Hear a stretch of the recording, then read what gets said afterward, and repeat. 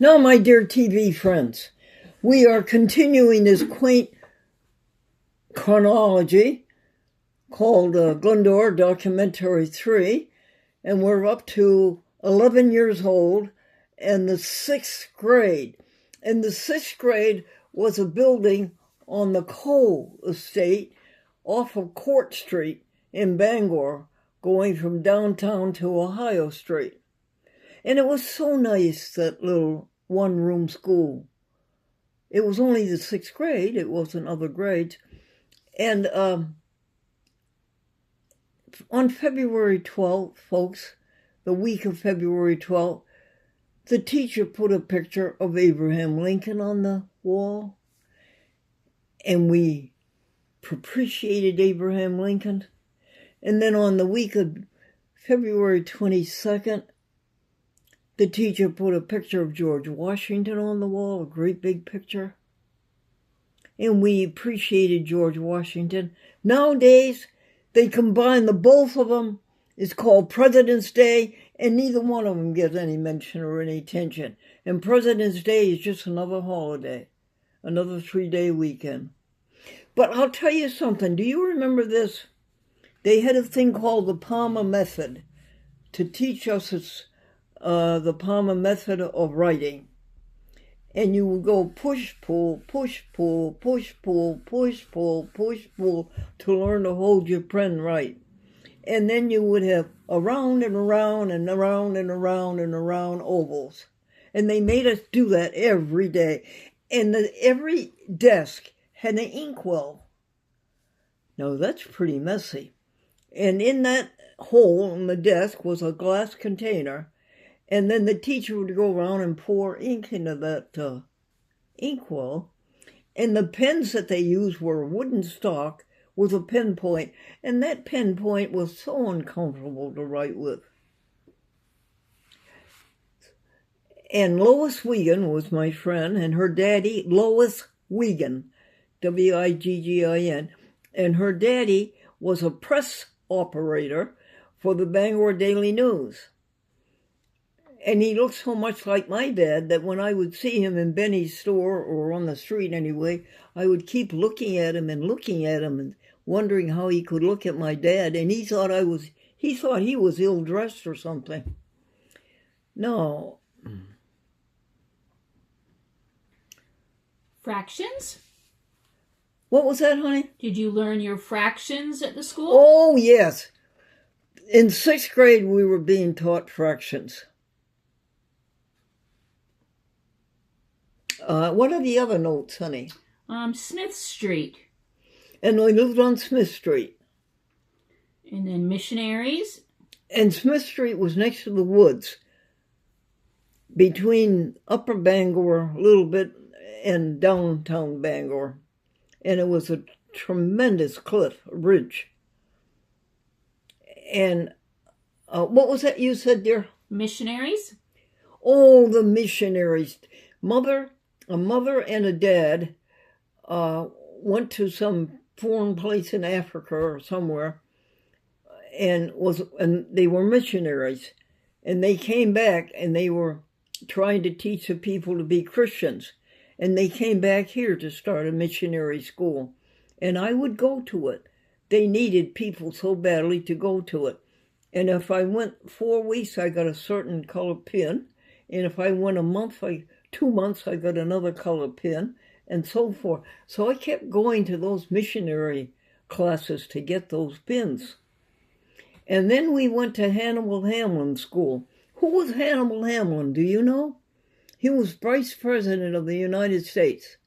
Alexa, who was Hannibal Hamlin? Alexa, who was Hannibal Hamlin? Hannibal Hamlin was the 15th Vice President of the United States, serving from 1861 to 1865 under Lincoln. President Abraham Lincoln. Wow. He was the first Republican vice president and a strong abolitionist who supported Lincoln's key initiatives during the Civil War. Oh, thank you, Alexa. And he was from Bangor, and our school was named after him. Oh, hold everything, folks. We have bread in the oven that we're baking. That's fascinating. So isn't that interesting about Hannibal Hamlin? Alexa thought it was. Then I tried to think how to make a scooter. I wanted a scooter. I wanted a scooter in my house. We had huge houses. My mother was so adept at finding these old-fashioned Bangor large homes that had like 5 or 6 bedrooms and had back stairs and front stairs and downstairs, down cellar kitchens. And so I wanted to make a scooter. And I would lie in bed at night and figure how to put those boards together. And then I'd get up in the morning or the next day and I would try to put them together and they wouldn't go together. And I failed every time I tried to make anything. There was a First National on the corner of 3rd Street and Union Street. And they were selling Necco wafers, a package of Necco wafers, bigger than they are today. 2 for a nickel. They had a sale, 2 for a nickel. And I heard a hymn on the radio. I was at home, and the man was singing, I come to the garden alone, while the dew is still on the roses. And that was my mother's favorite hymn. And I ran to the grocery store to tell my mother to come home and listen to it. And she just laughed at me. She says, Glendora, by the time I get home, that hymn's going to be over. And then we lived at 90 Ohio Street and at 97 Ohio Street and 314 14th Street and the Cassidy House. I can't remember what street that was on. It was right after Main Street going to Hamden.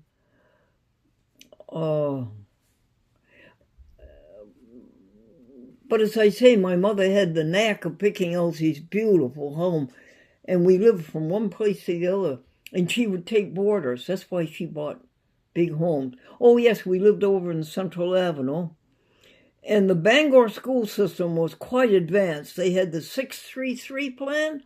Have you ever heard of that? 6 years of elementary school, 3 years of junior high school, and 3 years of senior high school.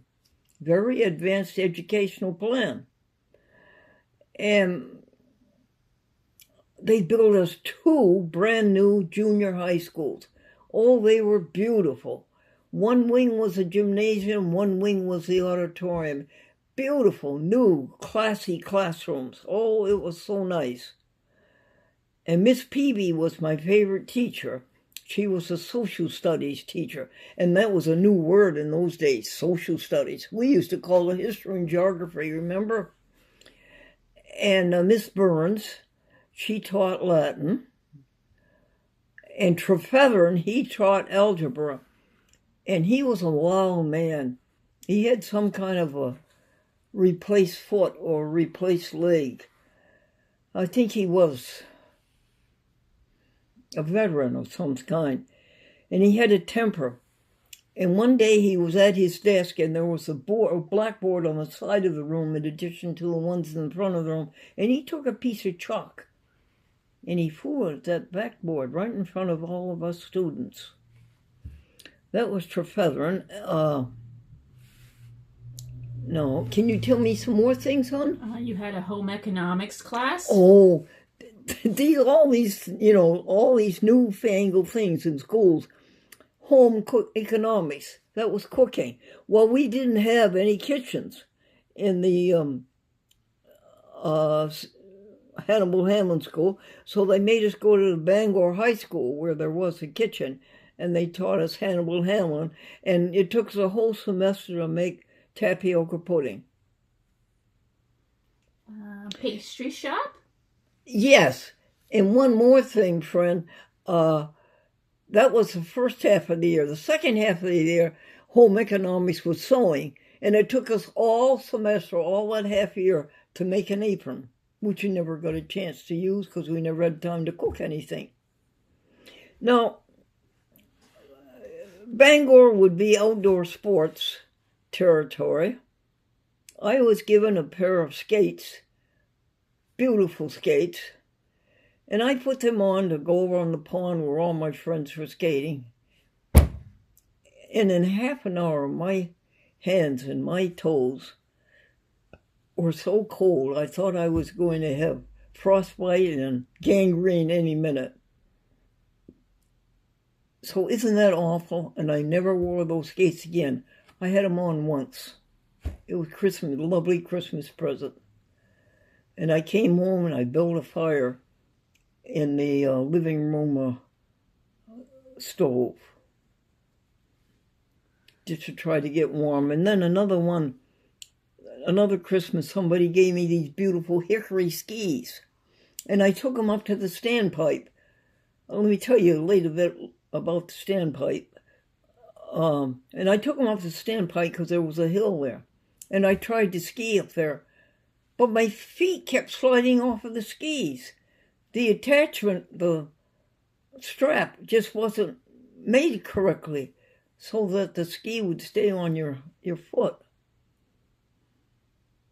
Well, anyway, the standpipe was a water tower for the city of Bangor, and it was way up on a hill. And the reason was it on a hill so that gravity could let the water go into the city. And it was all finished off in the beautiful white clapboards. And there was a porch around the top of it. And people were allowed to go up those winding spiral stairs and go and look at the city. And look far beyond the city.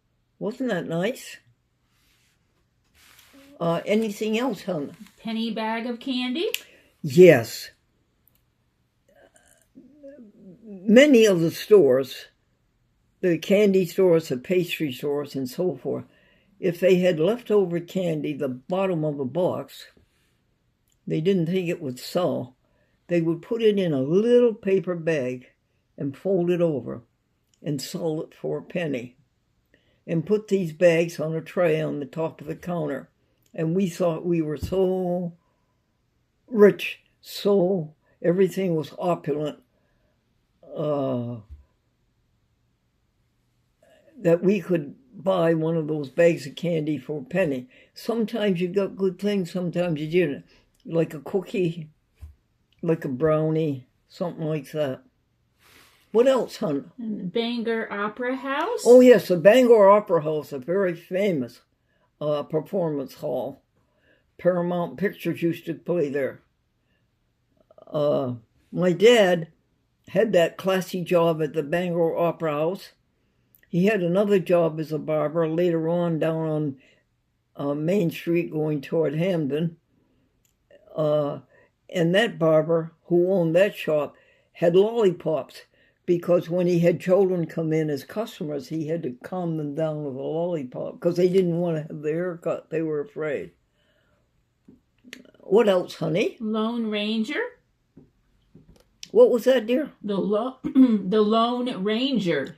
Oh, I used to listen to the Lone Ranger only because I wanted to hear the William Tell Overture. Ta-da, ta-da, ta-da, ta-da, dun-dun, dun-dun, dun-dun, dun-dun, dun, ta-da. And I'd like to hear that theme song. I never really liked the program much, but I had to hear that theme song, the William Tell Overture. And then there was a state program put on by the state government about the state of Maine. And, of course, it was all financial, mostly. But I used to listen to that program because they played a theme song at the beginning. Dear State of Maine. And I used to like to hear that. And go to the Newberries downtown. Do you remember 5 and dime stores? Oh, 5 and dime stores. And they had a candy counter. Do you remember the candy counter? It was a block of counters, and there were maybe 20 different counters. 20 different cubicles, and they all had a different kind of candy. And you would walk around and you'd say to the clerk, I want a pound of that. And then you say, I want a pound of this. And you walk around some more and you say, I want a pound of that. And I was always upset because I was a girl and I didn't have anything that had pockets. But I did have a pair of snow pants that had pockets, because I wanted to carry the candy in my pocket. But the snow pants pockets, the second day that you wore them from the time they were brand new, always got a hole in them. What else did we go and Helene? do? Helene? What, dear? Helene, your sister? Helene would send us a box of candy. She would send my mother a box of candy. And you couldn't believe how intricate this candy was that she made. Different kinds of fudges, different kind of twirl, creams. Can you imagine anybody being that talented to make all that candy? Just a person? And Schraft chocolate? Chocolates. And I told you that my uncle was an engineer at Schraft Chocolates in Boston. He was a down Maine boy who went out and made something of himself. He grew up in Maine where there wasn't much opportunity, but he went to school, night school down in Boston, and got a degree in engineering and got a job at Schraft Chocolate. They were considered our rich relatives, and they had rich friends, and they would send us secondhand clothing. We didn't have the money, of course, to buy new clothing, or we had to sew our clothing, but they would send us secondhand clothing. It was pretty good. One of the boxes contained a Girl Scout uniform. I think that's illegal, isn't it, to wear a Girl Scout uniform if you're not a Girl Scout? I never wore it. Borders. What, dear? Borders. Borders. See, my mother would get these great big houses that had 4 or 5 bedrooms in them, and she made a considerable income because my poor daddy couldn't find a job. That old story, he couldn't find a job. And the Borders were interesting people. I met quite a few people that way. And one job that my daddy had in his desperation was selling blankets to poor people out in the country, and they had to pay $1 a week. And then he'd go back to collect the $1, and they didn't have it. They didn't even have 50 cents, and the company made him reclaim the blanket. Can you imagine taking a blanket away from a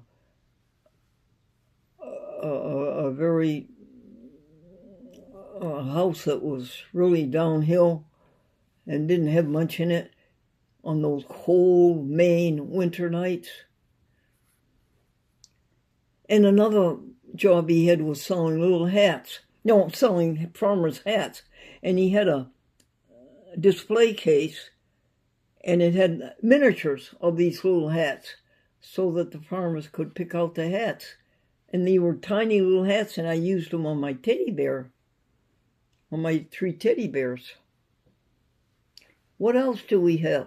Lane construction. Now this was something. My daddy had a sore on his tongue, and they tried to treat it with radium. That's about all we had in those days. And it didn't work, and the sore got bigger and bigger. So the people in Maine gave up on it, and they sent him to Boston for medical treatment. And the radium down there didn't work either. And Harvard Medical School took an interest in him, and they told him outright that this cancer was going to spread through the throat and down the neck, and he didn't have very long to live. They suggested there was one and only one thing they could do, and that is what they called a radical. To go in there, cut out 1/3 of the tongue, cut out all the glands in the neck, all the way down to the shoulder. And he said, what else could he do? Well, they did it. And they observed him for a while, And then they let him go home. They said, come back next month. And he went back next month. They said, okay, come back in 2 months. And he went back in 2 months. And they said, okay. And then 3 months. And then a half a year. And then a year. And then 2 years. And then 3 years. There's 4 years and 5 years. They pronounced him cured. Now, isn't that a story? Harvard Medical School, Huntington Hospital. What else, dear? Bangor Airport. Bangor Airport. Well, let me first tell you that one Sunday afternoon, I was in junior high school, 8th grade, and I was about 13. And all of us, the whole United States, were told that the President of the United States, Franklin Delano Roosevelt, was going to address the nation this Sunday afternoon at 5 p.m. And it was the day of infamy the day of infamy speech, Pearl Harbor, when all those people were killed and all that destruction, the day of infamy, and war was declared on Japan. Ooh, what a day that was. And you began seeing uniforms all over the place. I, a young girl who had never seen a military uniform in her life, was looking at them walking down the street. And the Bangor Airport, which was just a domestic airport, was changed into the Strategic Air Command. And to take those great big planes in the state of Maine, which is on the coast of the United States, which is the next thing to cross the Atlantic Ocean to Nazi Germany, those runways were not big enough. And they all had to be extended, the runways. And the Lane Construction Company in New Haven, Connecticut, got the contract to extend them. And my mother read about it in the paper. And she wrote a letter to the Lane Construction Company offering the workers room and board, because he lived within practically walking distance of the Bangor Airport. And she got the agreement. Well, it really wasn't an agreement. She just got the opportunity. She would get up at 4 o'clock in the morning, and she would pack their lunches, and she would do their washing and start their ironing. Then she would get some breakfast. They would be gone all day, and then she would give them supper. And that was in that little cracker box house on 14th Street. Can you imagine a woman working that hard, plus doing all of the grocery shopping? Well, that brought us out of debt, and that was nice. There was one thing I didn't tell you. We had a Packard vehicle. Do you know anything about the Packard car? Well, it was quite a car, and every year they were the same. They had a long hood with this kind of a opening at the hood, and it was really the classy car. And we happened to get one secondhand. And my mother used to have to go with my dad, because my dad didn't have a license, out into the country and try to sell these things. So I would come home, and there would be nobody home. Nobody home. I don't know, I sort of learned to be alone and to be content alone. Gordon, 4.5 years older than Glendora, had a friend named Donnie, and Donnie had a brother who joined the Marine Corps. And Gordon saw that Marine uniform, the classy one with the blue pants and the red stripe and the jacket that covered up here the neck, and all those medals and things, and the great white hat with the U.S. Marine Corps signal on it, and he became enamored. And he dropped high school and he joined the Marines. Yes, he got what he wanted, the uniform, because he came home after basic training. And he brought that uniform home and he dressed up and he walked around Bangor and showed his friends. But the rest of it wasn't very nice. He was shipped to Okinawa, to Bougainville, in the jungles, and to fighting, and he was a corporal. And how he ever escaped getting killed. But he did contract that disease, elephantiasis, brought in by mosquitoes, where the leg or the arms grow to enormous sizes. A leg could be this big. And they shipped him home to San Francisco. And then they shipped him to Rhode Island, to the Marine base in Rhode Island.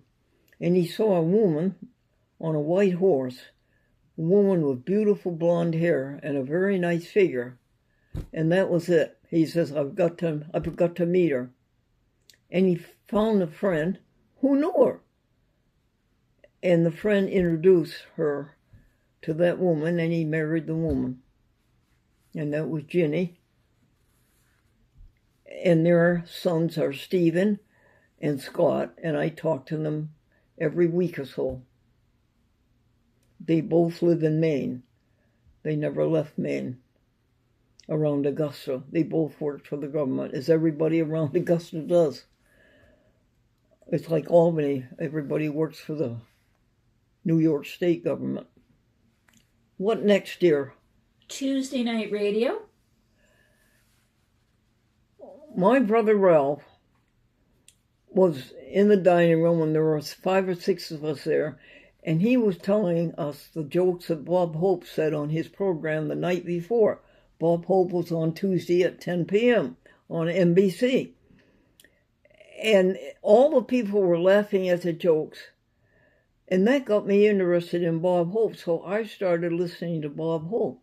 And I became an ardent fan of Bob Hope. And I would copy down his things that I heard him say on the radio.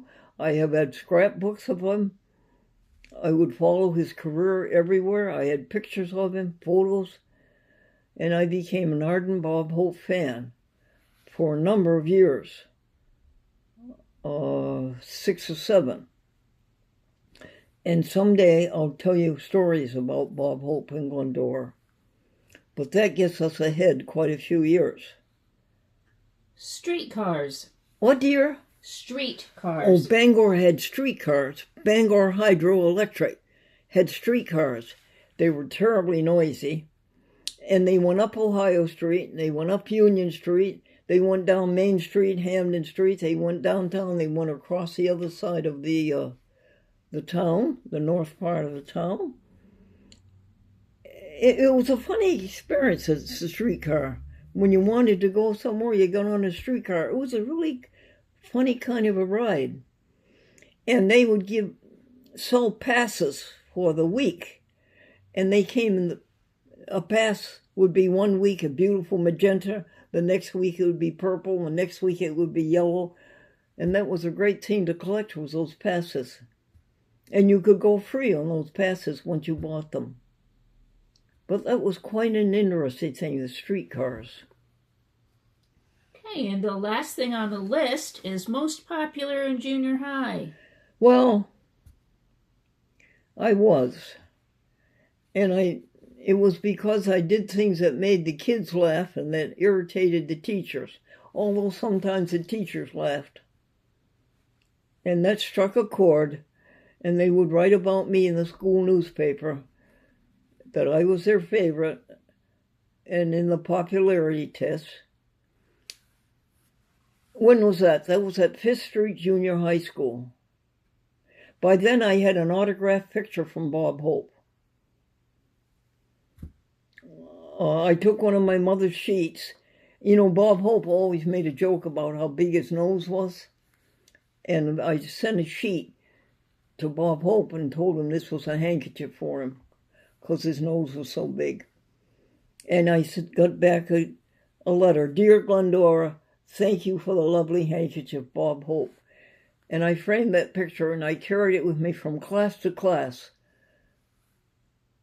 And I would set it on my desk. And the teachers didn't object. That's another thing that was introduced. With all these other things I told you about, the new things in the school, rotational classes. It was a brand new thing. One teacher didn't teach you a class all day. You went to specialized teachers. You went to specialized rooms and you rotated classes. Anything else, hon? Oh, that's the last of the list. Really? Yeah. Well, then a big thing happened. This next chapter is really big, what happened, and very unexpected. Remember, the war had started.